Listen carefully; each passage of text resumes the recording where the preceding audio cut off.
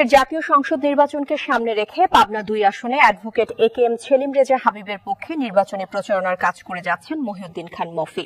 আসন্ন ত্রয়োদশ জাতীয় সংসদ নির্বাচনকে সামনে রেখে পাবনা ২ আসনে অ্যাডভোকেট একেএম সেলিম রেজা হাবিবের পক্ষে দিনরাত নিরলসভাবে নির্বাচনী প্রচারণার কাজ করে যাচ্ছেন পুরান ভারেঙ্গা ইউনিয়ন বিএনপির নেতা মহিউদ্দিন খান মফি। তারই ধারাবাহিকতায় গতকাল সন্ধ্যায় ভোট চাইলেন হিন্দু সম্প্রদায় পরিবারের লোকজনের কাছে।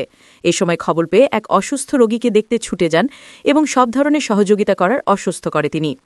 হিন্দু সম্প্রদায়ের লোকজন বলেন, বিগত দিনেও আমরা যে কোনো সমস্যায় মহিউদ্দিন খান মফিকে পাশে পেয়েছি। এই পুরান ভারেঙ্গা ইউনিয়নে হিন্দু মুসলিম কোনো ভেদাভেদ নাই।